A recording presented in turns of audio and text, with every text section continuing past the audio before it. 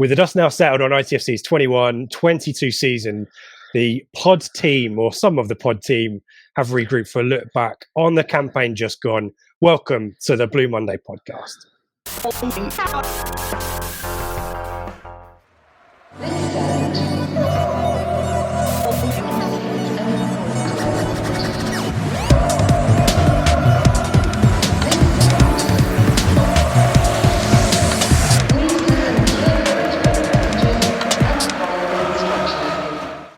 Hello and welcome to the Blue Monday podcast, discussing the town up or down since 2015. I'm Richard Woodward and you're tuned into the 21-22 season review flagship show special, available weekly on podcast and video during the season and whenever we can be bothered in the off season.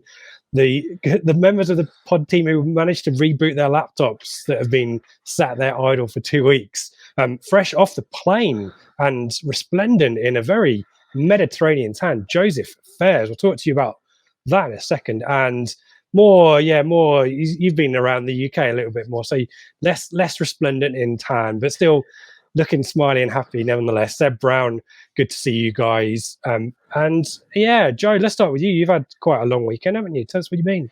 Yes, it was my mother-in-law's 60th on Friday, so it was a family trip to Rome, but I managed to negotiate a pass to Roma v Venezia last night, so I managed to toddle off there while we were staying in the Vatican City, so they went down there for some candles, and the Pope actually gave a mass to them, so they got to see the Pope from fairly close range while I was watching, rather than the Holy One, I was watching the special one on the sideline.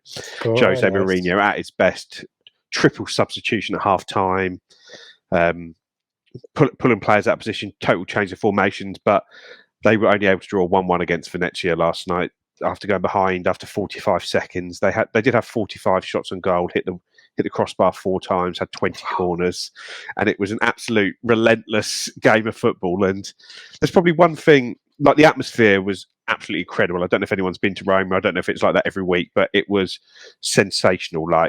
It's almost been one of those football fanboys that was sitting on the plane watching back the videos of the sort of pre-match build-up that I'd taken on my phone, because it was just so much noise, so much colour, flags going everywhere, anthem singing right into it. Unfortunately for them, though, after sort of a 20-minute anthem leading into kickoff, they were behind before the anthem had even finished at the start of the game. But it was an incredible experience, and I absolutely loved it. Where normally I'm a little bit cynical going to these places when you sort of see the atmosphere, but no, it was great. And some ex-ITFC interests.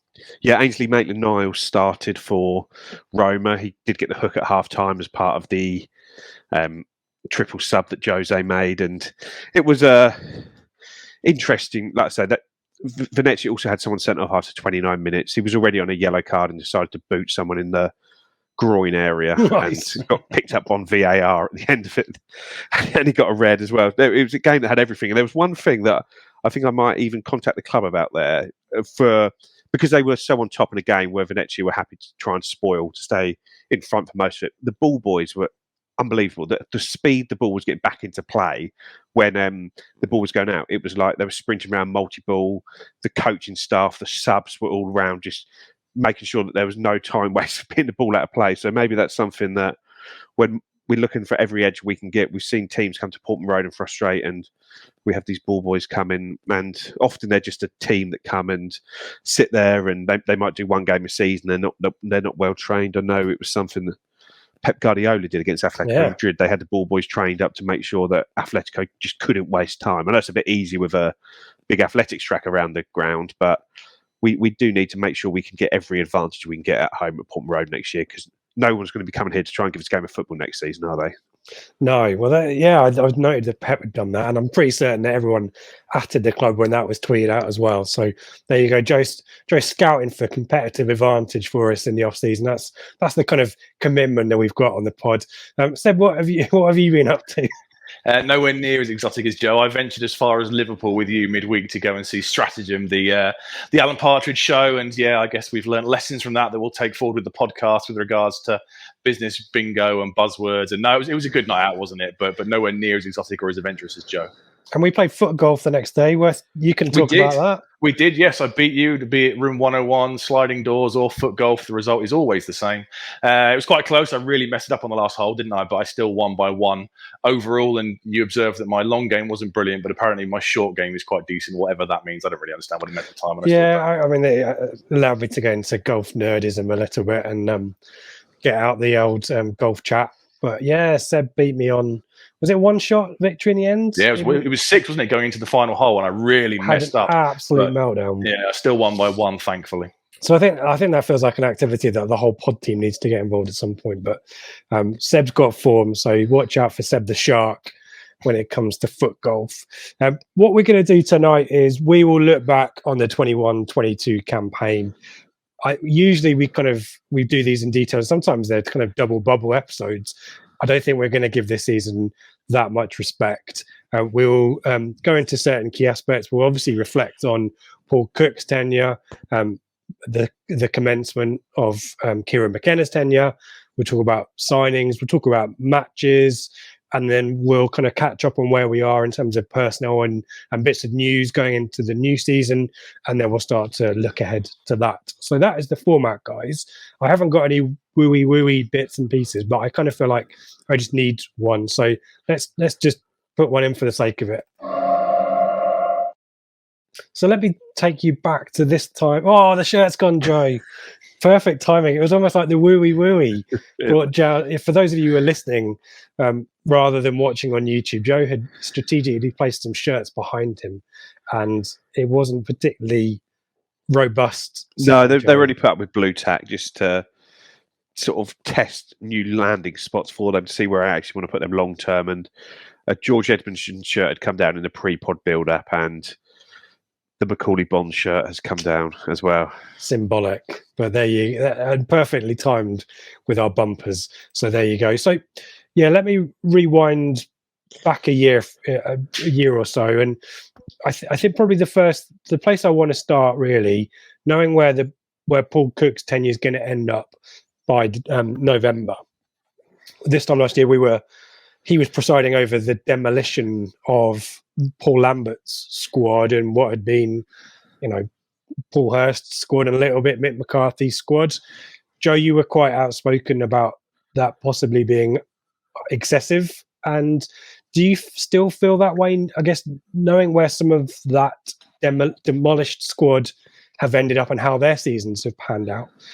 Nevertheless, do you still feel the same about that being over too much? Yeah, without a doubt. For me, it was unnecessary to go as far as he went, and in the manner in which he went as well, though, because it wasn't just how many people left, it was the fact that how badly they were treated as they left, that then there were certain players, and I'm not saying someone like Gwion Edwards is someone that we particularly would have been a great player for us this year. He hasn't done a huge amount at Wigan, but he was a player that didn't sign a contract because of the way his sort of colleagues were treated. A player that we sort of offered a 2-year contract to and decided not to keep him. Yeah, that probably worked out in our favour because he hasn't pulled up any trees since, and maybe he wasn't good enough. But it was just unnecessary. There was always, as I sort of said numerous times, there was always going to be a clear out at the end of last season. We had 20 players out of contract at the end of last season, so there was always going to be a big turnover of players. But for me, there was an element of needing to keep a spine of a squad together. Maybe not all starters, but there were certain players in there that were sort of binned off for no real good reason for me. I know Andre Dessel had a release clause. Flynn Downs said he wanted to go, but we later heard from Kieran Dyer that him and Brian Kluger talked him around to wanting to stay. So Flynn Downs has been brilliant for Swansea in the Championship this year. You've got even players like sort of Teddy Bishop, who's done fine at Lincoln. Could he have done fine here? James Wilson at Plymouth, who is Cameron Burgess really any better than? Had we had James Wilson at the start of the season rather than going in with Toto Nsiala at the start, would we have been better off in those first 6 games where we dropped a huge amount of points and realistically cost ourselves any shot at the playoffs at that point? It just seemed totally unnecessary. I think it was done. There was a sort of lack of class in the way it was handled by Paul Cook, and I'd say we'd never get the answer from Mark Ashton. But I'd love to know what Mark Ashton thought with regards to the job he was walking into, because by the time he came to the job, these players were already out the door because of the way it had been handled over the end of the season. And like I said, we're going to talk about 21-22 this tonight, but 2021, from when Cook came in, I think it's seen it as a huge missed opportunity for promotion with that squad, because we had 16 games to go and we had to play AFC Wimbledon twice, Northampton, Bristol Rovers, Swindon, Rochdale. We played all the bottom teams, the teams that we had beaten pretty comfortably under Paul Lambert in the whole time he was here. That really wasn't our issue, and we only need to pick up 5 more points than we did under Paul Cook. And just to get to the top 6, were we good enough to go up? Probably not, but does that matter? No. And then a missed opportunity last year had alarm bells ringing for me. The way that he was handling it had alarm bells ringing for me, and ultimately it turned out to be the case that we just wasted this season because we went too strong last season. This season was over before it started. So obviously, the wider context for the mass exodus and players coming in and 19 and odd signings last season is the commencement of the game changer era.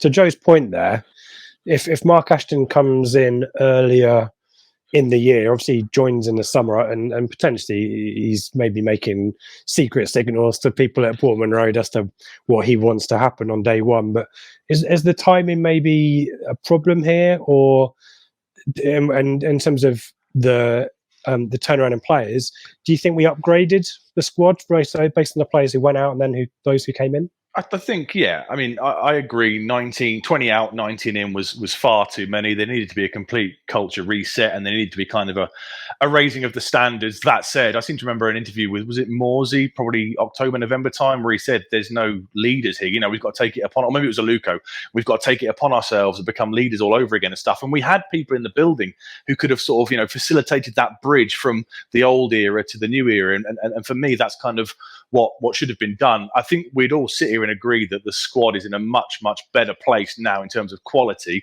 than it probably was 12 months ago. It's still a relatively big squad.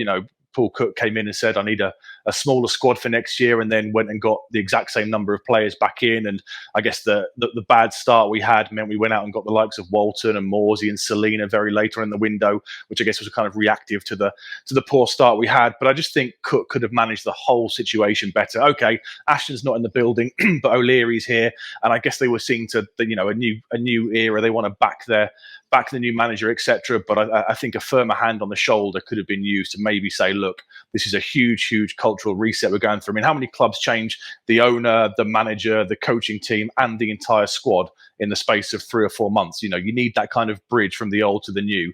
And like Joe said, it was a massive missed opportunity, I think. And in terms of the players that have come in, and I'll ask both of you guys these questions. Who was the best signing for you? Who was maybe the one you were most disappointed with?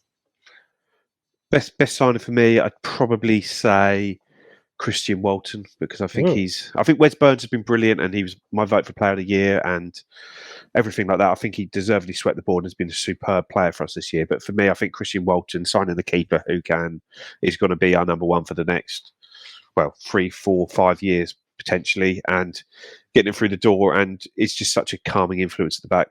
I know he's only been in League One, but he looks a brilliant keeper. And like I say, since Bart left, we haven't really had a good enough keeper, have we? And Bart was sort of the first keeper in a long time who'd been good for a consistently long period of time as well, for probably since Kelvin Davis before that, and Richard Wright before that. So there's been an area that we've struggled with over the years, and I think that having Christian Walton in there, I don't know, it just feels a really, really safe pair of hands. Seb? I agree with Walton, but also a nod to Connor Chaplin. I think he really started to come good towards the end of the season. I like the way he's got involved with the community stuff off the pitch. You see him at the under-18s games. You see him at the ITFC women games. I really feel he's got that whole kind of buy-in. I think he'll be a really important player going forward. Either he's got to retrain in his new role from what he was playing previously at Barnsley. But I think he was a decent signing. I think he got 9-10 goals overall, maybe 11 including the EFL trophy in the cup games. That's a really good return for a first season for a player that didn't start that much, and I think he'll be a big part of the puzzle next year. Probably the most formed player towards the end of the season as well. Certainly some good performances in there. What about disappointments? I'm going to chuck in Scott Fraser because no one else probably will, but I was really hoping that Scott Fraser was going to suddenly burst into life, and that never really happened. For me, it's got to be Joe Pigott. I thought he was going to be the main man. I thought he'd be getting us 20, 22 goals a season and be the focal point, dropping deep, bringing others into play. But he just never got going, didn't he? He had some off-field stuff, never really got that consistent run of games. But the more you sort of saw him towards the end of the season, you just kind of felt sorry for him because, even when he's dropping deep and trying to take a touch, the ball is bouncing off him and it just didn't work for him at all. But he was the one, when I thought in the summer we got him, I thought, that's quite a big signing. That's probably going to solve most of our goal scoring problems. Do you think he'll be here next season? I think he might be, just simply given the fact of the wage that he's on. He's not going to be that easy to shift. I'm presuming it was a 3-year deal he signed. So you're looking at 2 more deals on, pretty decent money. It's going to be either be a loan out or used as part of a player exchange kind of program. But McKenna might want to give him pre-season to see what he can do. He's got form at this level. He's got pedigree. I guess you've got to hope that he goes away for the summer, regroups a little bit, comes back. But having seen what McKenna likes with pacey, athletic strikers, who can lead the press from the front, I'm not sure he's going to fit in. Joe?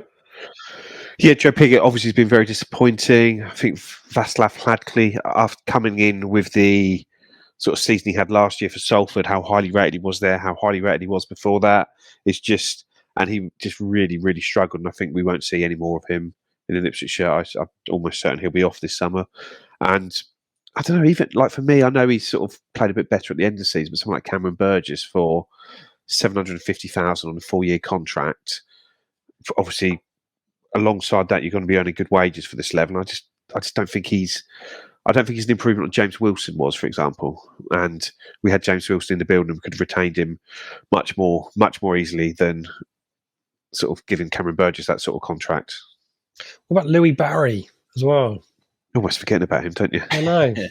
I mean, in terms of fanfare, I always reflect on the goal against Liverpool in the FA Youth Cup. Was it actual FA Cup? FA Cup, wasn't it? Yeah, it was when Liverpool had their players involved in 2 cup competitions in the same week. And it's one of those ones where maybe the player is overhyped. Maybe the reality of first team football is different at this level, or maybe it's just the dysfunction of being around our squad at the time. But he never really blew into life, and I think he's done slightly better at Swindon, a level down. But I think sort of in fairness to Barry, he didn't really play, but he just sort of fell by the wayside. On the penalty he burned, didn't he? I think. He played in one.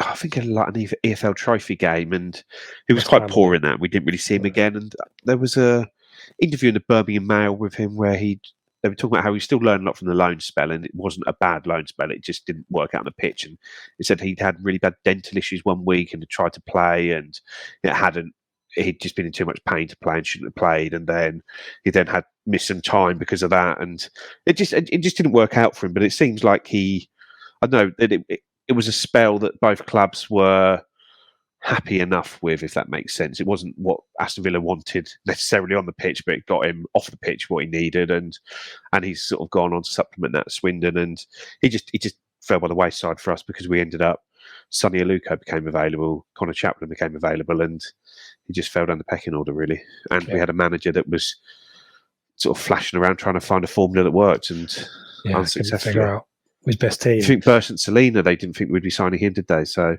you've got Aluko and Selena on top of him. Without those two, he probably plays quite a few more minutes, doesn't he? Yeah, I think it's a fair shout, that, definitely. The other disappointment, just to come on to, for me, also probably Hayden Coulson, because we saw examples. That ball he put in for Bonn was a lovely cross from the left back position. If he'd have stayed fit and kind of made that position his own and been like another avenue to the right side, that could have made a big difference to our season as well. Yeah, let's drill into the 2 halves of the season essentially under Cook and McKenna. Cook's in charge for 22 of the 46 games. He'll win 7 of those, draw 7 of those, lose 8, end up with a goal difference of 4, and contribute 40% of our 70 points with 28 points per game, 1.27. I mean, this is just, and there's so many false dawns in this first half of the season under Cook. And as Joe said, the context, I know some people, you always get the divisive nature of debating football managers. Some people are willing to give Cook the benefit of the doubt when it came to the previous end of the campaign, but I think something that becomes wider context when the start of the season just goes so poorly. Scrape a last-minute draw against Morecambe, a defeat to Burton, defeat to Cheltenham, then 2 draws against MK Dons and AFC Wimbledon. It wasn't a great start, was it, Seb? You were at Cheltenham.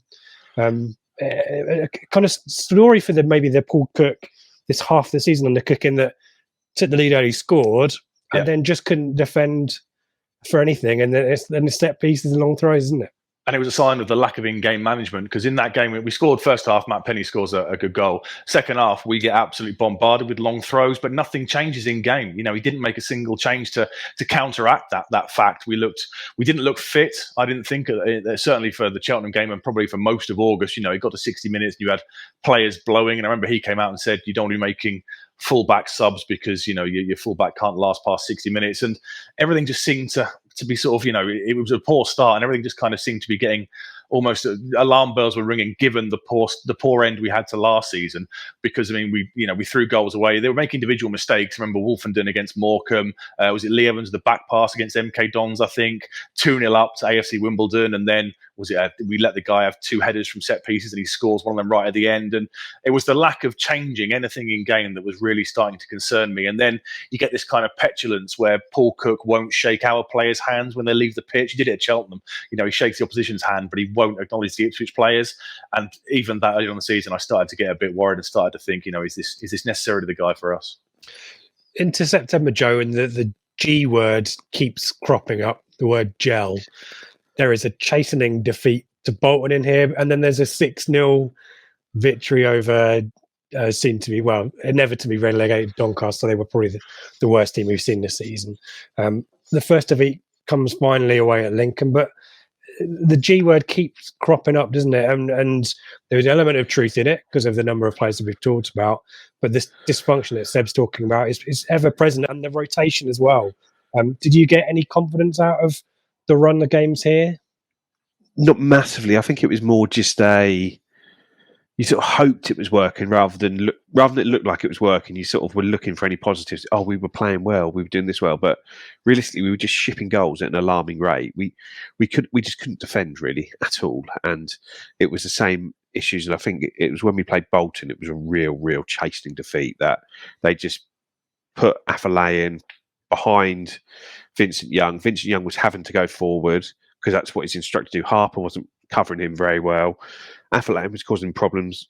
Vincent Young could have easily been sent off within that first half hour, but was substituted after giving away a penalty and having already been booked for a bad tackle. They just had to get him off to protect him. But he was just it was such a disorganised mess, and it just felt like after what we'd seen the previous season, I just was struggling to find any real positives in it. Like I say, we've scored a few more goals, but we were so loose defensively, and you can't get promoted when you're that loose defensively. And I say Hladky made the error at Wimbledon at the end, but we'd given the same guy 2 or 3 free headers at the back post, and yeah, he spilled one of them. But there seemed like nothing was being done to stop anything at source. We were just letting things happen, and then when they went wrong, just throwing our hands up in the air rather than actually trying to stop these things happening. And it was just, I don't know, it just felt that there were very few positive changes being made. And even Doncaster, there were moments, particularly in the second half, and admittedly the game is a bit gone, where we were being dominated on the ball by Doncaster. And then said we've go from a 6-0 win on the Tuesday to defeat at Accrington on the Saturday. And this kind of up and down, or, chaotic form. Just to jump in, again, it was when we'd gone 1-0 up as well. Yeah, we were winning, weren't we? Yeah, Macaulay Bond scored and we were winning, and it was just so up and down. There was no consistency to the form whatsoever. We all kind of thought, okay, we've battered Doncaster 6-0, and I guess that will now be a sign that they started to, the gel word, we've kind of moved on from this position. That can be our landing board and look to launch a decent campaign. But Accrington away was one of the worst performances of the season after our strongest one so far in the campaign. And when you saw Cook on his own, standing out there on the touchline, he's got an inexperienced coaching team with Franny Jeffers, Ian Craney, and the like. He seems to be almost devoid of ideas, and you're starting to think, well, it's even if Automatic is definitely gone, and it's going to need a hell of a run. I think we were on 10 points after the Accrington game, and you're starting to think, even the playoffs now are going to be out of sight in the not too distant future. I was going to ask you about that. We'll talk about where we finished up, but the points dropped here. The big one for me, the alarm bells were ringing even more, was the Cambridge draw from 2-0 up to 2-2 there. Is that where he came out and said, "I don't shut up shop"? That was that one. Yeah, we talked about that in the pre-match a few weeks back, didn't we? Yeah, and game management, wasn't it? It was. Yeah. I'd like to say, I don't know if you guys. I was there that day, and it was. You could see it was coming. It was just coming. It was coming. It was coming. We made a change, and I think the change we made was something like we brought on Bertrand Selina for Sonny Aluko or something like that, and just tried. And it's like you've got to try and stop the tide here, but he was so wedded to that 4-2-3-1 that. It just didn't work, and there was sort of all this talk like, this is my formation, this is what I want players to play. But then you ended up with someone like Janoy Donashin at right back, and someone he's not a flying wing back, is he? He's a fullback. So you ended up going from a position where you wanted to have 2 centre backs, 2 midfielders sitting, and everyone bombing on past them, to 4 defenders sitting, 2 midfielders in front of them sitting. So you've got sort of 6 at the back. You haven't got enough up front to do anything, and we were just relying on moments of quality from players at this point. And luckily we were getting them sometimes, but it was not a functioning team. No, and then Portsmouth, the 4-0s in October, and then that's followed up with a win at Fleetwood. We managed to get 2 wins on the bounce, albeit it needed a last-minute winner from Selina to beat Fleetwood. And then that's turned around away at Plymouth, again, where we score first. And then probably, is this the kind of peak performance, Joe, of the Paul Cook era, maybe? The Wickham away 4-1, going a goal down, Burgess off, injured. Or was it Coulson or Bird? Coulson goes off injured, and Burgess just comes on, doesn't he? Everyone, I think, was saying this Wickham performance needs to be the catalyst. It obviously proves not to be, but we have to, that was probably one of our best away performances in recent years, isn't it? Oh, well, that's probably one of our best performances, full stop, in recent years. Our best performance of last season, and I'm struggling to think of one better than that, where you've gone away to a side that are a very, very difficult side to play against. And yeah, they had their moments, and it takes a good save from Walton to keep it a 3-1, and which could have been a massive point. But football's always been a game of fine margins, been a low-scoring game. You need your keeper to step up sometimes. You need your defenders to step up. You need to take your chances. But I thought the second half of that was probably one of the best. Like we totally nullified a very, very awkward team, and we were just much, much better than them. And like I say, you see a performance of that, and that was probably the first time when I thought there might be something here. This doesn't feel like a false hope. This doesn't feel like I'm really desperately trying to search for something that maybe isn't quite there, and I'm just trying to almost lie to myself that something is there. That actually felt after that one, when you see a performance like that, yeah, if we can play like this, we're going somewhere here. And then, but this forms part of a 5-game run where 4 points are picked up against teams who were around the top 6 at that point. So there's the defeat away at Plymouth, then the win at Wickham, then a pretty dour, but nevertheless fairly decent point at home to Oxford. And then, Seb, you were at Sunderland, weren't you? This performance where essentially we're in control of the game. We've been to one at Sunderland before where this has been the case, and then suddenly a goal for the opposition just turns the game. Yeah, in control and looking okay, knocking it around. Not that much of a goal threat. I remember Selina had a couple of bites of a cherry where he should have scored, hit it straight at the keeper twice, but because we were so wedded, like Joe just said, to the 4-2-3-1, a striker goes off for a striker, a right winger comes on for a right winger, and we all know if it's not working in the first kind of hour, then nothing is really going to change to kind of make it swing around. I mean, Sunderland were there for the taking that day. Crowd were booing their fans. It was a huge win for Lee Johnson. I think he was on a pretty bad run of form at the time. And yet again, we came away from a promotion rival and a contender with no points in the bag and a fairly kind of meh performance, which we then followed up with Rotherham in the midweek, didn't we? Yeah, and that Rotherham at home was the most 2-0 of away defeat. So home defeats, as we have come to expect playing Rotherham these days, but we were absolutely nowhere in the game. We talked recently about the win over Crewe, which is ultimately Cook's last league win in charge, which felt like a draw or a defeat, even though it's got Selina's goal of the season in it. And that's it really, because the cup games are what finally bring Cook's tenure to a close. But Joe, to your point, you're looking for that momentum. You're looking for, when are we going to click into 2 points a game to get our season back on track? It never happens. And therefore, whilst the timing was probably a surprise for us, when it happened, I don't think it was difficult to argue it was the right call. No, I was very happy with the decision. I just thought he was not the right man for the job. I think he'd sort of proven that quite comprehensively. And when you look at I know we're only sort of talking about the league here, but when you look at the Cup, and we'd lost at home to Arsenal under 21s, we'd lost at home to West Ham under 21s, we'd been held to draws by Barrow, who finished 20th in League Two, Colchester at home, Oldham, who got relegated out of the league, held us to a draw. And it's just a case of there were a lot of opportunities to build some momentum up, and we just failed to do it every single time we had the chance to. And I wasn't expecting to be sacked. It wasn't. I remember it was after the FA Cup game. I was in the pub, and all of a sudden my phone blew up, and there was a live show sort of set up, and it was just like a shock. But I found it quite easy to agree with. I know there were some people who, I don't know, maybe people who didn't like the older players that we had and were very grateful to Paul Cook for getting rid of them and binning them off and telling them they were competition winners and didn't deserve to play for the club and things like that, and really maybe went too far into sort of thinking he was great for just being unprofessional in the way he sort of handled some things. And they wanted Paul Cook to stay because they'd seen some of the lights. But for me, I hadn't seen any sort of steady progress. I'd seen a win and then a bit down here and then something up here and down, but I hadn't seen a sort of gentle progress. And when you look at the squad we had, it just was nowhere near good enough. And when you look at how the table finished, where we were when it happened, our season was over. Seb, a lot of people sentiment at the time as well as they were wary that Game Changer might be turning us into a Watford. We become a sacking club.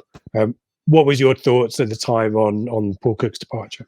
I was surprised because traditionally we're not a club that fires managers. You know, we've seen with Mick and Hurst and Lambert, we tend to give managers too much time, if anything. But it was the correct decision. You know, at that point, at the end of his tenure, you're on what? You're on 27 points. The automatic's definitely gone. The playoffs are almost impossible to reach without a 2 point per game kind of average for the rest of the season. And, you know, we spoke about the back end of last season and he's blamed all the players and thrown them out. So he's been given a whole load of new players and he still can't do it. And you just run out of excuses eventually, don't you? And I think it was the right decision. You know, towards the end, the Sunderland, the Rotherham, the Crewe games, okay, we picked up 3 points in the Crewe game, but, you know, the atmosphere wasn't great, was it, at games? You know, we weren't being entertained either. I guess if we were losing 4-3 but seeing great attacking football, then we might have been a bit more kind of sympathetic and a bit more tolerant. But by the end of his tenure, the football was crap, wasn't it? You know, I remember somebody put on Twitter after the Rotherham game saying, how is this any different to the Rotherham 2-0 under Paul Lambert a couple of years ago? And that summed it up perfectly. We changed absolutely everything. And yet, as a club in that performance, nothing had changed since 2019 or 2020, whatever it was. So for me, it was the right decision. And then I guess the merry-go-round started with the links of names, didn't it? And that didn't inspire me at first, but we all know what happens after that. I think to lead on from Seb's point as well, when he's talking about he got rid of the players and then the new players in and we're playing the same, there was also talk, which Mark Ashton's confirmed, Luke Wolfenden was going to be leaving the club in January. He was being pushed out the door. Luke Wolfenden said that, and there was talks in the paper, and I'm talking about the East Anglian, not sort of national journal, and East Anglian normally switched on, that we were trying to get Che Dunkley over the line and players like this. And it's a case of how many more signings is he going to ask for when you've given him a brilliant squad in the summer and then it's still not good enough, and you're trying to get rid of players that you've only just bought in yourself because they're not working, and you want to bring in some different players, and it's a bit like, how many more? But, and like I say, I know I'm always seen as the one who's very heavily critical of Paul Cook, but I do think in fairness to Cook, he came in when Marcus Evans was the boss, when he was going to be running everything. We know what our managers under Evans have been like. They have been handsomely recompensed to be the absolute face of the football inside of the club, and they're going to be doing pre-season, they're going to be doing signings, they're going to be doing everything there. And all of a sudden, Paul Cook coming in to being the man, and like I say, he did a interview with I think they're not the top 20 guys. Or him and Danny Cowley did one, and he comes across as very old-fashioned as a football man in that he wants control, he wants this, he wants that, and then he's happy to cede control, but to cede control to his people. He wants to bring in his recruitment guy, he wants to bring in his fitness guy, he wants to bring in his scout, and that's totally understandable. But he's come in expecting to be in a position to do that for Marcus Evans and for Ipswich Town, and then all of a sudden it's like, oh no, Mark Ashton's coming in and he is going to be the boss, and we're going to bring in Andy Rolls and he's going to do the sports science, and we're going to be looking to do a recruitment team. You're not involved in that, and we're going to be doing this, and we're going to be doing this, and none of this is you. You are now just effectively the first team coach with a sort of veto and a say-so over certain signings. So he was doing a totally different job to the one he signed up for. And would he have signed up for that job if he knew that? Possibly not. But if he did sign up to it, he'd have signed up to it with his eyes wide open, where really he was blindsided by it. So he deserves a lot of sympathy in that side of things for me. And clearly a passionate guy, wanted to succeed, but maybe through things outside of his control and maybe choices that he made that maybe in hindsight he would have done better, it might be a different story there. But as we know, it isn't, and we have to reflect. He never seemed a good fit for the sort of approach that was being taken, was it? Yeah. Like you had Mark Ashton coming in, and then you had sort of all these guys here, and head of sports science there, he's got a master's in this, and he's this, and all these sort of, it was like a very collegiate approach, wasn't it? You sort of had all these people with amazing CVs with great history in the game, then all of a sudden you put the first team coaching staff together, and it's Gary Roberts, who used to play for me, who's done no coaching badges, he's 37.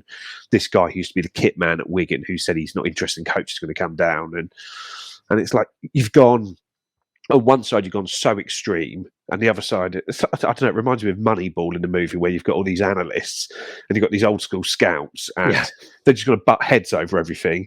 And I say it just, and like when you see now the coaching staff that we've brought in, and it's like Martin Pert, who's come in from Manchester United, who's been everywhere.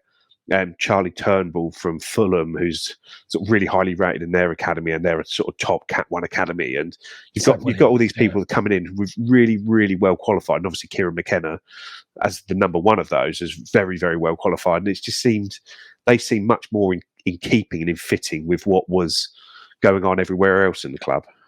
And everywhere else in good parts of the EFL as well. Guys, very quickly, let me get your score out of 5 for Paul Cook's performance.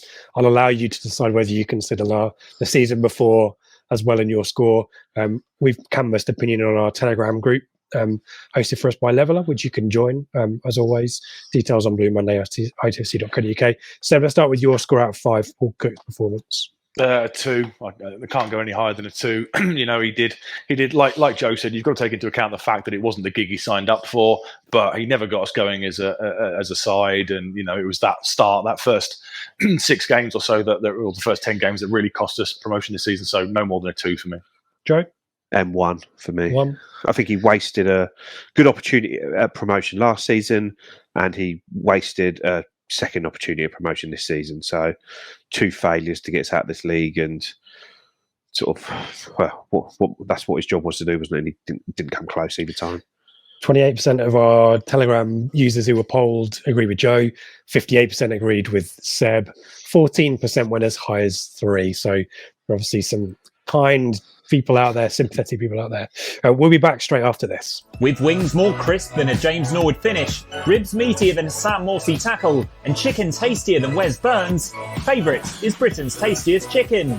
And as a listener of the Blue Monday podcast, you can get 20% off by entering BM20 at the checkout. Order direct from their menu at chicken-ipswich.co.uk. They'll deliver anywhere within a 2.7 mile radius of the store. And if you're not quite as local as the Bond family, you can click and collect. The store is located just off Hadley Road. Favourite, Britain's tastiest chicken. Seb, let's pick things up. You mentioned the managerial merry-go-rounds. Eventually, Kieran McKenna is appointed. I remember it well, doing a live show talking about him as the prospective appointment, and it's announced by the club there and then, 9 p.m, I think, on a Thursday, if I remember rightly, or a Wednesday. your reflections on the appointment, I guess, in keeping with a lot of Mark Ashton and Game Changers signings and appointments, a bit out of the blue.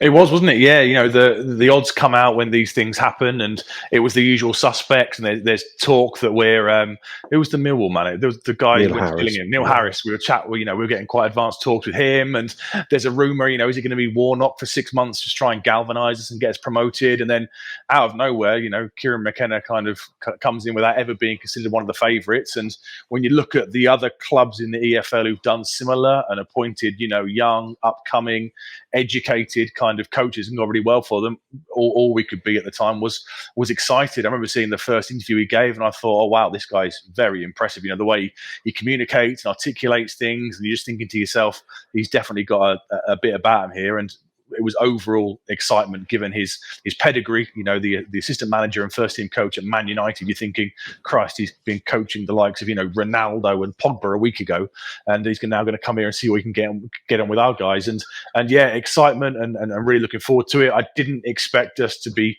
troubling the playoffs. I thought he's got a hell of an arc here. All I wanted to see for that second half of the season was improvement, some established patterns of play, some in-game management, and some tactical kind of stuff. And I thought we'd be in a good position for 22-23. Joe, we found out subsequently in conversation with Mark Ashton, I think maybe on our pod actually, that we pursued McKenna, not the other way round. This is obviously, in the grand scheme of things, a really big coup for Ashton and ITFC, isn't it? Yes, and Martin Burton as well. Yeah, and Ashton spoke about how, I think it was with Ed Schwartz, he'd interviewed a few guys, he just wasn't getting they just weren't getting his juices flowing, they weren't getting his mojo, and he said that Ed Schwartz basically said to him, why don't you do what you've done before previously? And obviously he's a guy that's given sort of Brendan Rodgers, Lee Johnson, Adi Boothroyd a chance in the game, and some of these have obviously gone on to have really good careers, and sort of Brendan Rodgers especially on that side. And I think maybe there may be an element of control in it, that Ashton likes somebody that is maybe younger and is sort of more first time in the job, learning on the job, and he likes maybe that mentoring aspect and being able to do that side of it. And he just said from the first time he spoke to McKenna, he's phoned Mike O'Leary or Ed Schwartz or one of the Game Changers and said he's the man. We've got to get him, and just the timing of it worked. Obviously, Ole Gunnar Solskjaer had just left Man United, so maybe if that hadn't have happened, we wouldn't have got him. Yeah. But from the very first time I heard McKenna speak and sort of talk about the football club and what his plans to do, and it just felt so chalk and cheese from Paul Cook. It felt such the right person for me, the right appointment, the right type of person. And when you look at Ipswich as a football club, our most successful managers, you've got obviously Sir Ralph Ramsey being given his opportunity, Sir Bobby Robson being given his opportunity, George Burley, I know he'd started his managerial career, but that young manager, obviously Jim and Jilton's probably the last person that fell into that.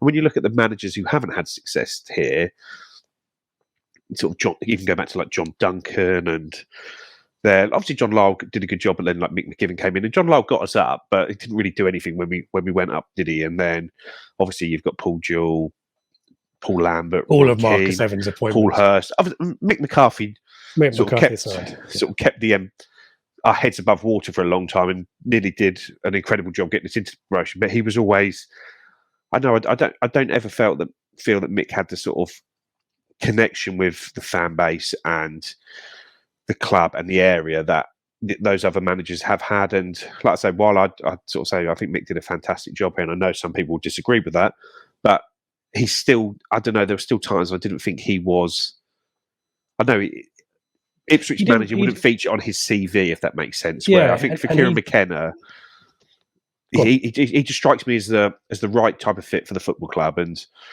he might like Jim and Jilton strike that way, but he turned out not to be. And like I say, people think we got rid of him too early. I think probably at the time he was sort of not meeting expectations, hadn't done for a couple of years, so I can see why he went. But McKenna might be successful, he might not be, but he feels the right type of manager for the football club. And what I was going to say about Mick as well, Mick, and I think Keane as well, tried to distance themselves from the club's historic past because they saw it as a millstone around the neck that was maybe dragging us back into the past, or an unfair yardstick to compare the current team against. And McKenna kind of bought into that, and is obviously, he's a studier, he's a learner, he develops other people as well as himself, and he seemed to buy into this, and that's obviously going to get the fan base on board as well. So I think set up, as you say, in lots of different ways for success, and ultimate success is yet to be seen, but certainly we'll talk about the months of his tenure here. Certainly a solid start. With the John McGreal games, we did, apart from the Charlton game, a draw against Wigan, a draw against Sunderland, in the grand scheme of things, actually pretty good. Obviously, the pack out of Portman Road and McKenna in the stands to see 29,000 in that draw against Sunderland, where it was a game of two halves, wasn't it, really? But the Wycombe game, his first game, a 1-0 victory, which is kind of, Seb, fairly typical of what we saw from early days of McKenna. Yeah, it was, wasn't it? And obviously, we've got to thank McGreal for the switch to the 3-5-2 and bringing Norwood, I guess, back into the fold, who has a role to play for the rest of the season. But straight away against Wycombe, I just thought we just looked so much kind of sharper already. And there was a couple of, was it Gillingham was cancelled because of COVID? So he only kind of had one game, didn't he, in probably a 2-week or a 10-day spell. And Lincoln as well, I think. Lincoln called their game off, didn't they, on New Year's Day or whenever it was. So we kind of almost saw the fruit straight away of, a bit of coaching and stuff. And we just started to look so much sharper and better, and we were seeing recognised patterns of play. And then when he's coming out and doing his post-match and his pre-match interviews, he's kind of engaging with the fans like we're kind of adults. We understand football and stuff, whereas previously all we kind of heard was, like, oh, I'm not going to answer that question, and almost like, you don't understand football, so I'll give this answer, and we're going to work really hard on the training ground and all that kind of stuff. But from the very first moment against Wycombe, everything just seemed to sort of take a step up, and it was a sign of what was to come. And that Gillingham game that you mentioned there, I mean, Gillingham, Steve Evans was sacked or walked the day after, didn't he? Or maybe even the evening. That was quality, wasn't it? It was brilliant. Yeah, I mean, was it the second goal, the one where we start in our sort of right wing back position, and it's a slick passing move, and third one, I think, Aluko puts the ball through to Penny to cut back to Bond for the goal. Some of the passing and movement was absolutely phenomenal. I know we'd had a pretty dour end football wise to Paul Cook's kind of era, but this was just next level stuff again. We were moving the ball with so much purpose. We looked quicker and fitter in key positions, and we were knocking it around, and it was really nice to watch. Joe, in terms of, we've obviously dwelt on the positives of the McKenna era, but there are certainly in his first month, there are some defeats away from home to Bolton and Sheffield Wednesday, which kind of set a pattern for where we haven't been so effective under McKenna. Is the types of performance here where we concede, where we have dominance, don't score, and then concede, and then can't get back into the games. That's been pretty consistent, that pattern. No one's kind of blown us away. We've always been in games, but there's always, you've got to score, and that's been pretty typical of all of our seasons in League One, isn't it? Yeah, I think it was the defensive solidity that you could tell straight away. We just looked so much more organised defensively and stopped conceding chances. I think Sheffield Wednesday was a bit of an aberration, really. And when you look at the sort of team we put out that day, where it's sort of Tyreek Backinson and Idris El Mazouni in the centre of midfield up against Barry Bannon, Massimo Luongo, and seasoned Championship players, really, not even seasoned League One players. And our squad just didn't cope with that game, really. And I think that was just one you just have to put down to too many influential players missing out against too good a side. But so we haven't scored enough goals under McKenna. I don't think anyone would disagree with that. Sometimes it's been games where we've done everything but score. Other times where it's games where we maybe haven't created as much as we needed to win the game. But I don't feel that.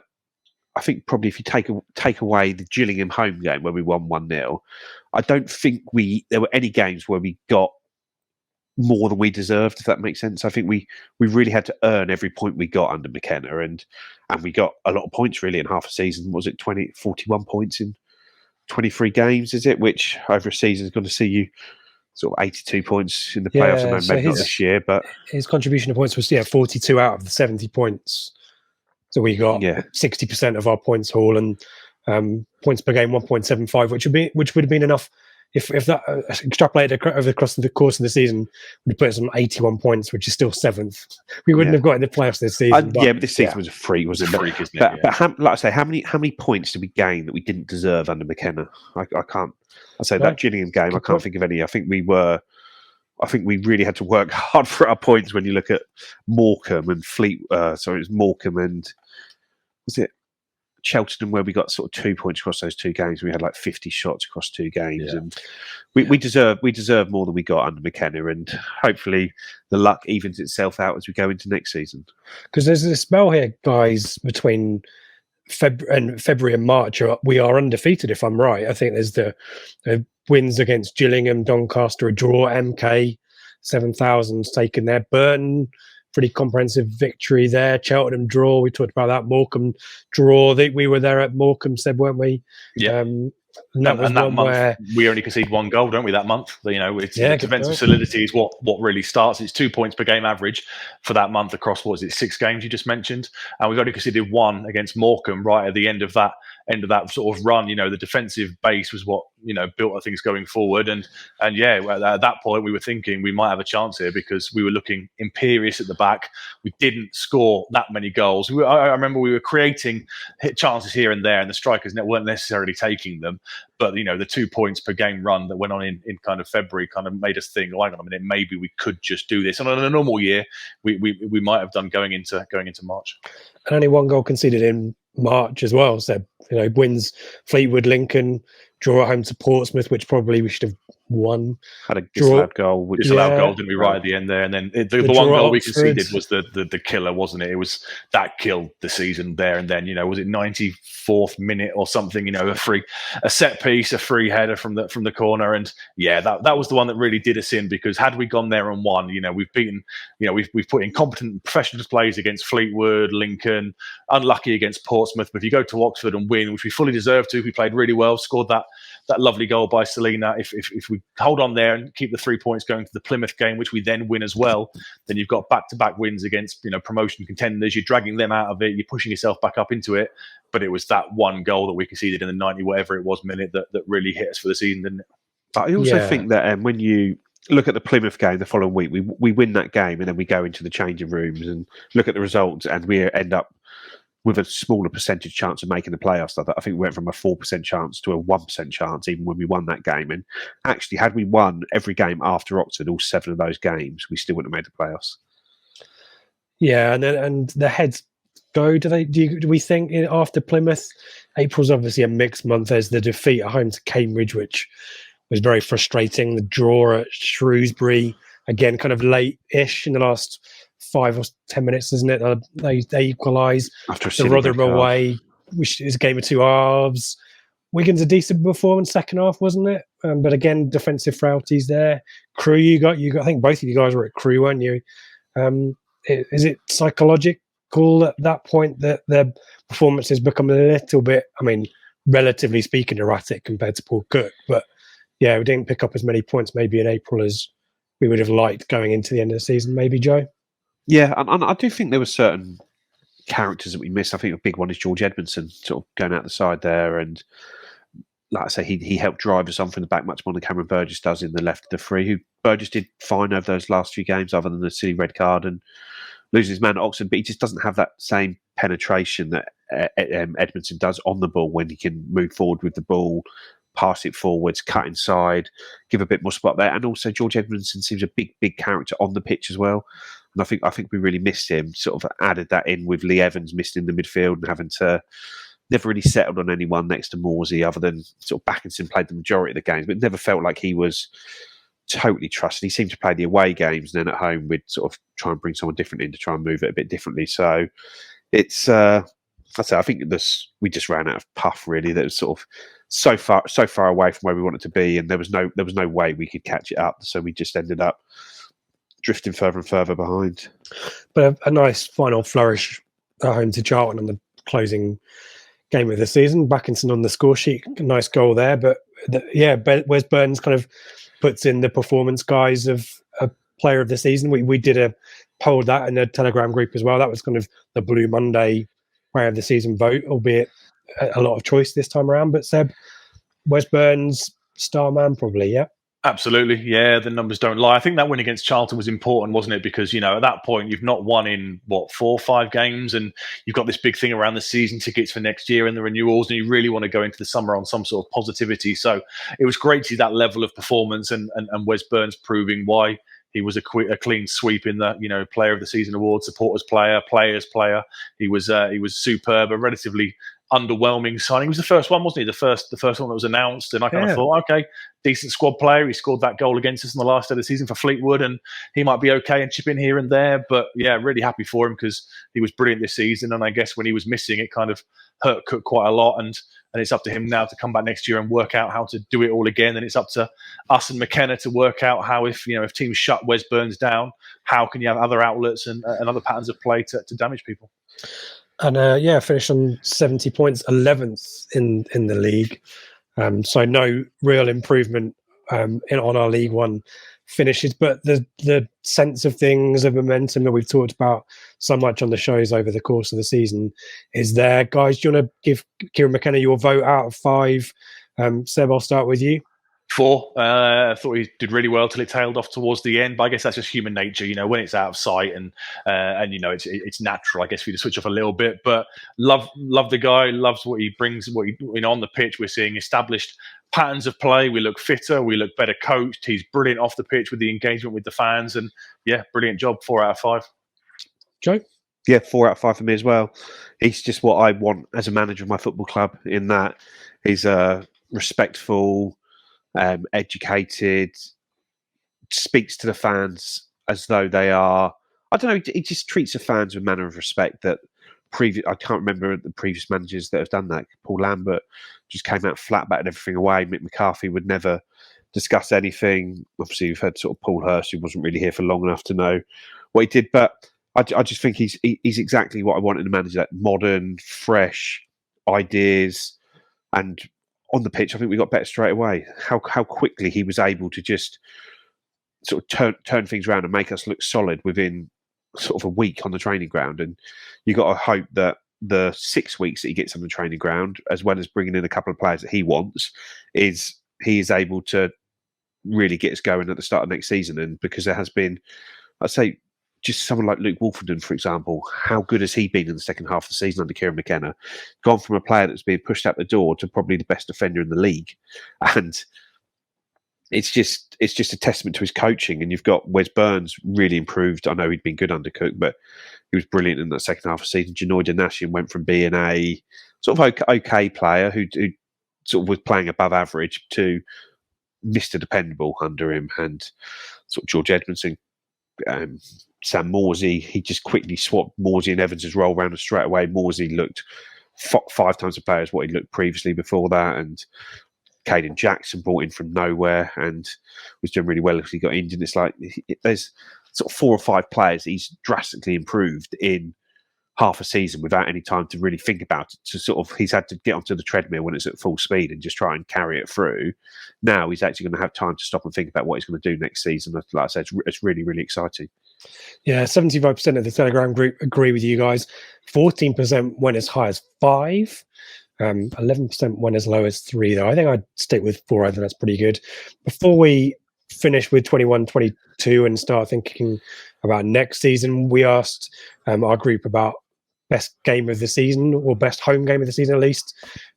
Votes for Doncaster, Wickham, Charlton on the final day, but Plymouth was the one that won out. Do you agree with that, guys? That's what I voted for in the group. Yeah, I think, it was that the first time we beat somebody in the top 6, if I remember rightly, at the time, or something like that. It was a really good performance. It was important after the Oxford game, and I just thought everything about that day was really, really good. I was really impressed with us.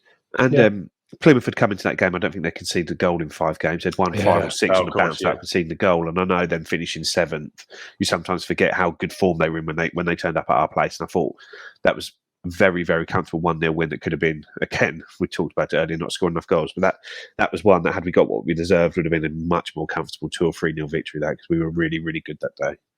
And best away game, 23% for Portsmouth 4-0, 17% for Gillingham. One person voted for another game, and I'm not sure replied to tell me what it was, but the clear winner there, for obvious reasons, is the Wickham game with 57%. I think we all concur with that one, don't we? Yeah, without a doubt. Yes. Apologies to whoever it was on the Telegram group who voted other. And if I haven't found it, then apologies, but maybe you might want to tell us there for that. And then I was going to do a word cloud, but everyone got their thesaurus out, and it's slightly different words. Joe Fairs, decided to conjoin. He's gone German and joined two words together. Wasted opportunity, all one word. Probably a bit of a cheat there, Joe. I'll come back to Seb. I'll get yours at the end. Adam went for purgatory. James went for underwhelming. Zach went for familiar. It's a lot of maybe more downbeat maybe than I thought, but 11th in League One, I guess. Ed went for flaccid, which got an interesting reaction, certainly from me. Squandered from Andy. I think chimes with your thoughts, Joe. Frustrating from Chris. Typical says, oh, you did put one in, Seb. Typical, said Seb. Right off, Martin getting involved in the conjoining of words here. Luke went for meh. Jack Saunders. Jack's more on my wavelength. Promising, question mark. Punctuation was permitted. John went for 11th. Yeah, I would say how it is, John. I passed the Ron Seal test. Jim went for unrealised. Skip's gone underwhelming. David Diamond turgid. Cooked, says Richard Woodall. Progress, says Alex. Foundation, says Dan. Yeah. Priming, turnaround from Chris and FPL Tractor. Foundations, yeah. So lots of stuff like that. Contrasting, frustrating from others. There's more here than I thought. Calamitous comes up. Yeah, a bit harsh and anticlimactic, says Paul. Maybe it's Paul Cook, I don't know. But I think that sums up the season quite well. Let's look ahead and catch up with some bits of news. Let's do a bumper, because I've done a bumper for a minute. And catch up on announcements on squads and players leaving who are out of contract. 5th of May, Seb, we heard James Norwood, Tom Carroll, Miles Kennock and Thomas Holy were moving on. And I think we've heard that loan players have left, though we've got options on some of them. Your thoughts on those 4 in particular? Any thoughts on whether that's to be expected? No surprises. Obviously, Norwood announced it the night before the final game of the season, and in the same news article, they mentioned Tom Carroll, Holy, and Kenlock were fairly obvious given they didn't feature, bar maybe a couple of cup games. They've been out on loan for the second half of the season. Don't disagree with any of them personally. Holy wasn't ever good enough for us at this level, especially now with Bolton. Yeah, you'll be delighted, wouldn't you? So it's just me who had that opinion. No? I forgot how much you hated him. Holy was never good enough. Kenlock seems done okay at Colchester. Maybe he'll get a deal there, but not massively pulled up trees. Kenlock. Okay. We've moved on as a football club here, haven't we? Norwood again. I know he's leaving with a record of 1 every 2 games or whatever it is across his 3 years here. But availability, injuries, off-field baggage. For me, you can spend his wage better elsewhere, so I've got no issue with that one. And Carroll just never really got going here. I didn't think he was very impressive in any of the performances he put in. He kind of looked almost too kind of physically weak for this kind of league. Maybe in the Championship or the Premier League, where you get a bit more time on the ball, he'd look better. But he was one that never worked out. So, we wish all 4 well. But for me there was no surprises and no real disagreements. And then last week, Joe, bringing things right up to date, two names that probably known best of the under-23s released are Bailey Clements, who had a couple of run of games in November time, and Brett Mcgavin, who never really featured too much in the league. He was those were 2 of 8 players released by the under-23s. There's a few who have got talks ongoing. Other names who might be familiar: Levi Ando, Ross Crane, Dylan Crow, Tommy Smith. Your reflection as our academy aficionado on those names? Yeah, I think they're all understandable. I think sometimes as a club we've held on to players a bit too long. When you look at the ages of some of the players released, you think that, Brett Mcgavin and Bailey Clements, they're promising youngsters, but then you look and they're sort of 21, 22 years old and have made sort of next to no impact in the first team here. Bailey Clements had this very strange season where he was sort of nowhere near it. Then all of a sudden, because Matt Penny upset Paul Cook at Plymouth, was all of a sudden started for 5 games in a row across League and Cup, and sort of it seemed to sort of burn him out, sort of gone from never playing to playing 5 games in sort of 2.5 weeks. And it was just too much for the kid. And he ended up on loan at Stevenage. He's played a few games there, got dropped, they changed the manager, stayed at the team. And I think he's going to be a player that is he's always a solid, dependable person, maybe, and player. But I think he's going to be someone that struggles to get a League 2 club. I think he might have to aim his sights lower than that.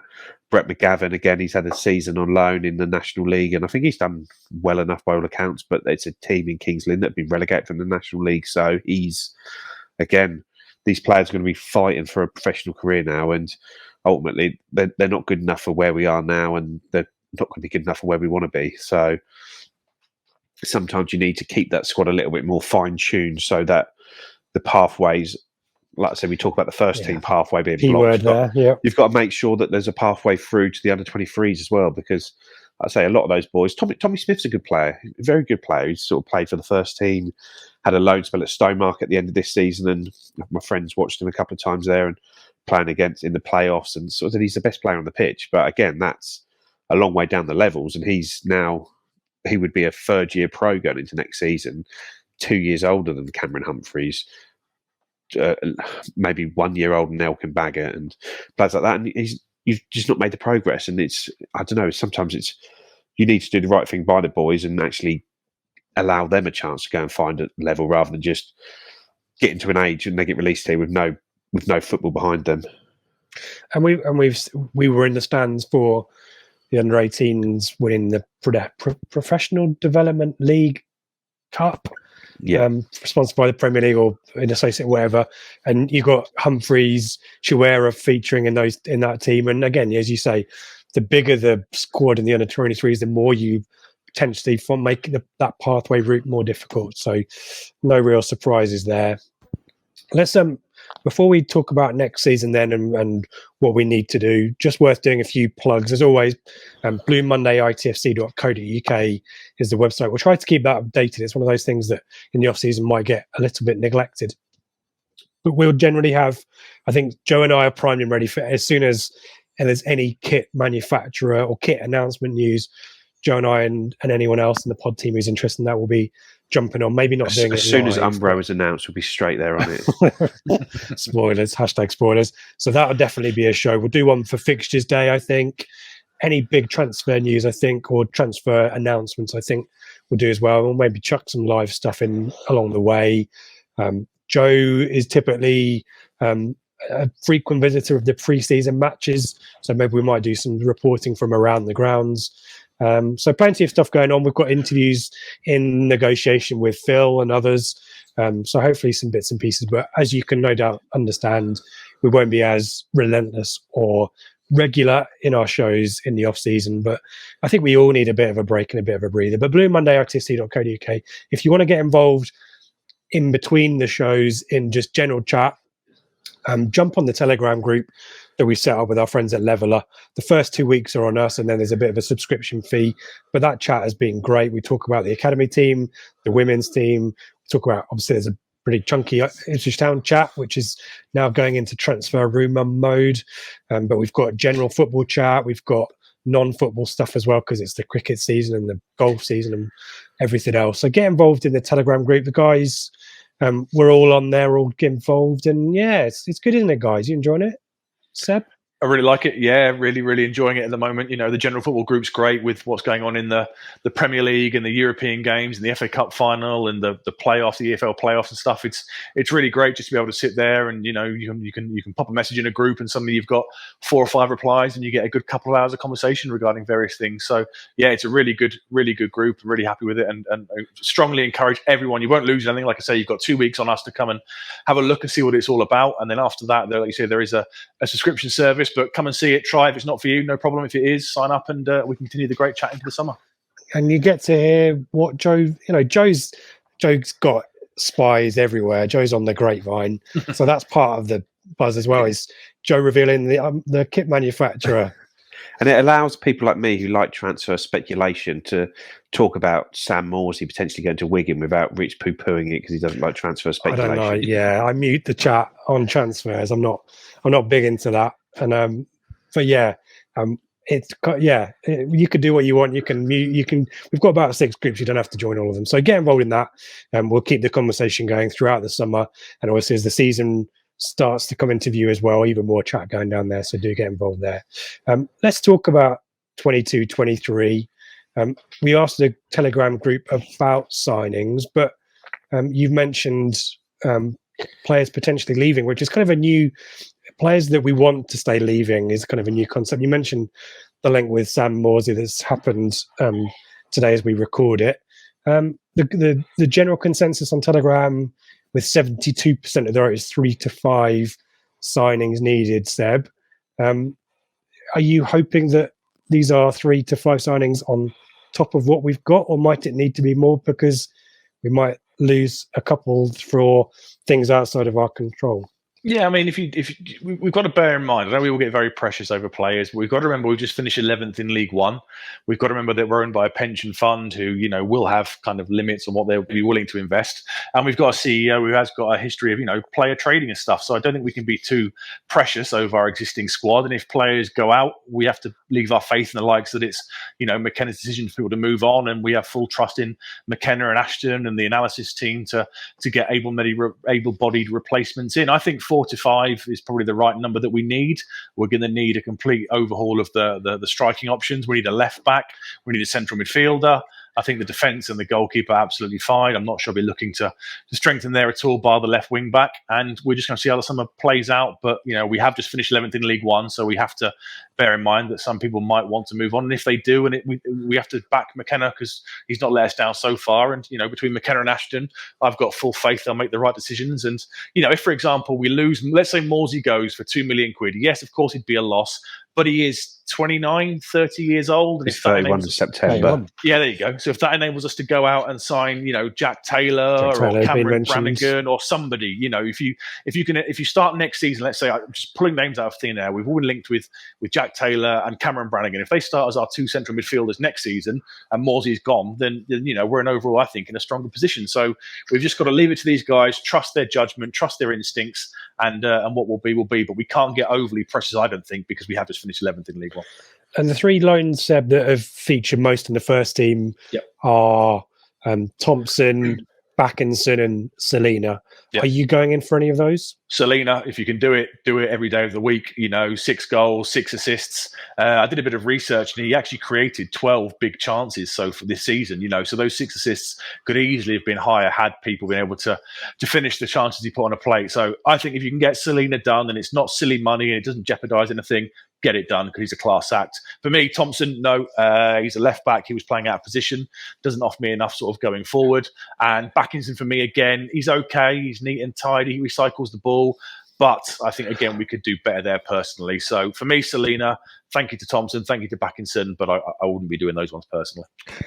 And Joe, just as you strategically coughed off air, thank you very much, very professional. What's your take on those 3 and any other positions that Seb's talked about? Yeah, I agree with Seb, mainly sort of the positions that need strengthening. And like I said, it's the overall up front. It's probably another number 10 if we either Selena or another central midfielder, left back. So we do need players. And I say I'm generally fairly philosophical about players leaving, in that if you get a good offer and they go, and we've been in a position on a Marcus Evans where generally previously under Evans, he hasn't sold players when he could have done for good money. He's kept the players that the managers wanted. So we've turned down £8 million for David McGoldrick, £3 million for Tyrone Mings, and sometimes it's worked, sometimes it hasn't. But I don't know, Sam Morsey's one that I just think, at his age, he's not the sort of player you expect to lose when you don't want to. And I think if we were to lose him, it'd be a real blow. And he's sort of not the sort of player that the fee you're going to get for a 31-year-old is going to help you that much. So he's one I wouldn't want to lose, where if somebody comes in for Luke Wolfenden, a player that I much prefer as an Ipswich player, Ipswich boy, someone I like to, well, that the money you're going to get from him is going to be a club-changing amount of money that would be worth reinvesting. But I don't know, I'd worry if Morsey were to go. I don't think it would send a great message out for next season. But on the flip side, I could see it happening if he is unhappy, if he does want to go back up to Wigan, if he is still based up there with his family, then you can lose players like that. But I don't know, he's a concern for me in losing him. And if you lose him, then it really makes it difficult. You lose that strong spine that we've all spoken about in recent weeks, and then I don't know, you end up hopefully not having too much change again, which is we just don't want change. We want the season to start, and sort of injury permitting, for Christian Walton to be in goal, for Luke Wolfenden and George Edmondson to be at the back, for Wes Burns to be playing, for Sam Morsey to be playing, and those sort of that running through the centre of the team like that. You want that, don't you? And do you agree with the Telegram group? 72% saying 3 to 5, 28% going 5 to 7. Do you agree with that 3 to 5 number that Seb agrees with? Do you think there's some answers for positions, problem positions, who are already in the building, like Joe Pigott, even Humphreys potentially? I don't think Joe Piggott's going to be the answer, and I don't think he's athletic enough for the style of football we're looking to play under Kieran McKenna. Caden Jackson, we don't know about Caden Jackson. We don't know about Caden Jackson. So if he goes, that's one more that we need to get in effectively. But I think at the moment we need to replace Tyreek Backinson. Whether we do with him or not is another matter. We need to replace Bursan Salina. Again, the same matter. We need to replace Dominic Thompson. We need to replace James Norwood. That's 4 before you're getting anywhere. And I think we need to replace Tom Carroll. So now we're up to 5. And need a backup keeper. Yeah, and like I say, we'll lose Sladkey. So, but I think we need a net figure of +5 players into the squad, and I think that means we probably end up with another 7 or 8 transfers in. But the difference with the 7 or 8 this year is that it's 7 or 8 into the squad, not the whole squad needs to the whole squad going. Like I say, we know what we want to start the team with next year. And we know what positions we need to focus on, and it's adding, isn't it? It's fine tuning and adding to the team. Both of you, we're going to finish with this, and I haven't asked you in advance, so let me punt the question out, and then I'll do some preamble, then you can give me an answer. A New Year's resolution or a new season resolution for Kieran McKenna's Ipswich Town, for what we need to do better compared to the season just been, or what needs to change for you to get us to that playoffs at least situation, because there's a lot of ambition obviously amongst the ownership group. There's a lot of ambition and expectation amongst the fan base. You said that we need to start the season with no excuses and we need to hit the ground running in terms of points. We don't be catching up. So what needs to change for you compared to last season? I'll start with Seb. Become much more threatening from set pieces and find an alternative to Wes Burns. As in an alternative attacking strategy. I don't mean replace him. As in have a backup in case teams shut down that right-hand side. Yep. Set pieces for me, plus also just scoring more scrappy goals. Not every goal has to be a perfect bit of a 5-ball move, pulled back from the byline and swept home. Sometimes you just need a loose ball to drop in the box and a striker of a James Norwood type striker who's just there, like the goal we scored away at Wigan, for example, where the ball's just loose and he just hammers it into the back of the net from close range, or plays like that. Just somebody who can be alert in the box to take some half chances in there rather than it needing to be put on a plate for them. So you've done some prep on set pieces. We didn't really talk about it, but do you want to explain why the set pieces is such a stark thing? Yeah, because it was such a bone of contention towards the end of the season. I know we missed Evans, and that was a bit of a problem. But of our 67 goals, only 9 were set pieces, which is 13.4% of our total. And I just thought I'll compare that to the top 6 to get an idea of how far away we are, or maybe we were roughly average, and we were so far off it. I mean, the top 6 average goals from set pieces is 25.7%. The highest was Rotherham, who scored 70 goals, and they scored 23 goals from set pieces, which was nearly 33% of their total. So, it's an area we've got to double just to get into the top 6 kind of average. I mean, Wigan scored 25 goals from set pieces, Rotherham 23, MK and Sheffield Wednesday 18 apiece, Sunderland 19, and Wickham 17. So we need to improve that massively. I know we lost Evans for the last sort of 10, 12 games of the season. That was a big blow because his delivery was decent, but it's an area we need to improve on massively because, it became a running joke by the end of the season, didn't it? We got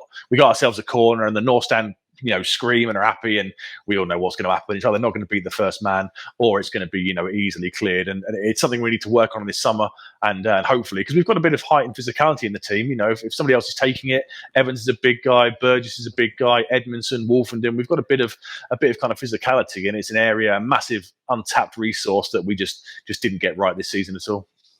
And that's possibly, Joe, something that recruitment can fix as well, can't it? Yeah, just a good set piece taker. Sometimes you just think, well, these players are quality, they should be better, but it just hasn't worked for us in that regard, has it? So maybe someone comes through the door and is a better set piece taker. I think Lee Evans' set pieces were pretty good by the end, but there just wasn't much going on in there. But as I said, you're not going to get promoted from this league if you don't score goals from set pieces, because you're just going to end up 10 goals short this season. You don't need to be a team that scores 30 goals on set pieces, but you need to get 15. Yeah, there you go. So what we are leaving folk with is better set pieces, have a plan B, and they may or may not be one and the same thing. So, but I think clearly a better situation than where we found ourselves this time last year. And as always, we now are into silly season for transfer stories. My advice to everyone is don't get too excited until something is announced officially.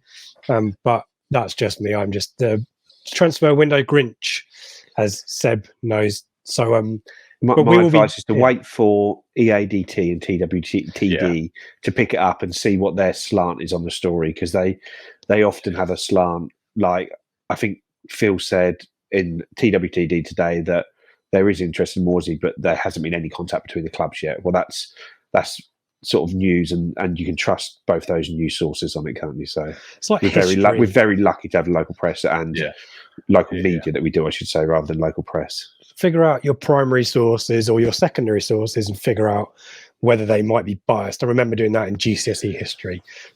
So there you go. So let the pros do the hard work for you. Exactly right. Use anything on Twitter. Skepticism should be your first port of call before then tweeting about it. But nevertheless, we hope that you have a nice off-season break. We've mentioned we'll be back for kit news, for fixtures, for key transfers when they've actually been announced, and pre-season friendlies. We'll do some live Q&As towards the start of the season. And like you, we're excited. I think it's season number 8 for the pod. So plenty more to come from us. Joe, thank you so much for joining us straight off the plane.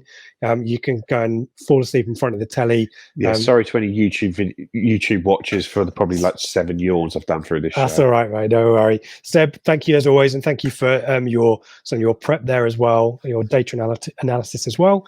Thank you everyone as always for watching all of our stuff throughout the last season, and we'll be delighted to have you back with us for hopefully more optimism and more excitement next season. So until then, thanks for watching.